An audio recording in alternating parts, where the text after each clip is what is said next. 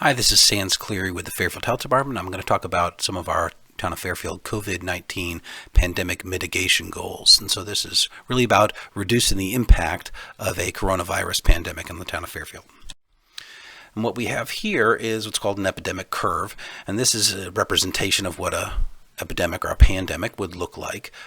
This steep one is one without interventions, and what we're trying to achieve is this lower curve here, which is one with some interventions put into place.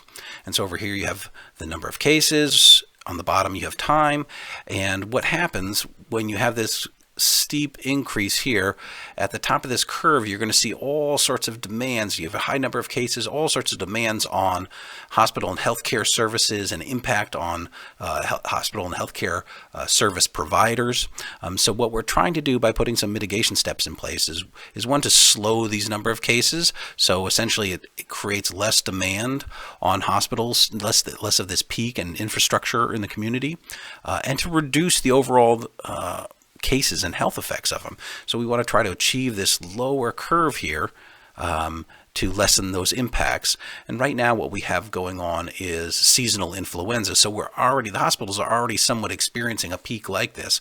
And so by delaying this a little bit, the more we can delay and recover from seasonal influenza, the more hospital beds are free, so that when or if a coronavirus pandemic were to come to Connecticut, we'd have more beds, more healthcare providers, more availability, less stress on services.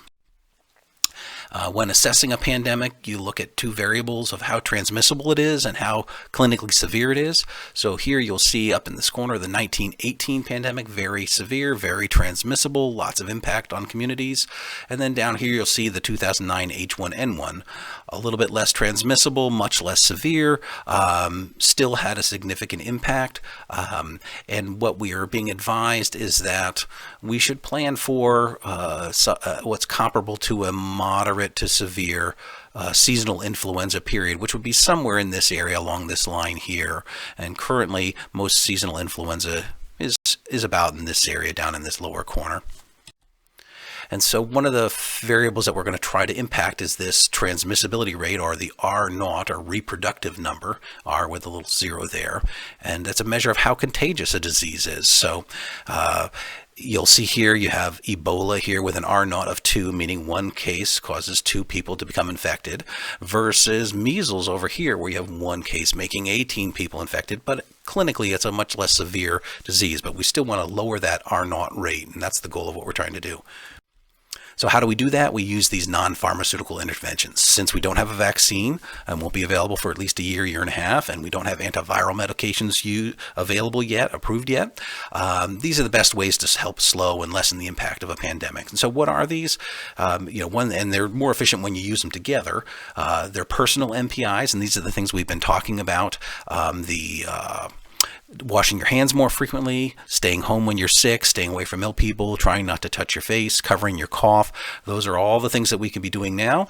Then we have these community MPIs over here, and these are some of the social distancing measures that we're using to try and separate people, limit face-to-face contact. And then also we have environmental NPIs, which is about more frequently cleaning surfaces. Some of the community MPIs that you might have heard of that are being used in places like China: quarantine of different groups or sites, and community-wide quarantine. And then some of the social distancing measures being used in China and other areas now are school dismissals or school closures, business closures, cancellation of any mass gatherings or events, and movement restrictions. And so the goal of what we're trying to do is reduce that R0 number. So in this example, you'll see a case here, over here, coming in contact with eight individuals, and without any MPIs, 2 of them, or an R0 of 2, will become infected. Versus over here, you have another case coming in contact with 8 individuals. 4 of them are being protected by NPIs.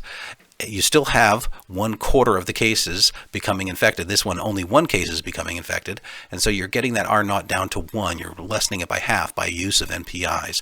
And this is what we want to try to achieve in our community. And so you can see here the effect that the changes in the R0 rate will have on the epidemic curve.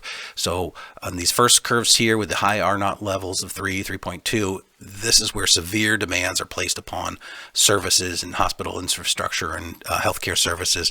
What we want to try to do by implementing and layering these MPIs is bring that level down as much as we can, get it down, or not down, where we're infecting less people and having less demands on services over, not at peak times, but over a broader period of time.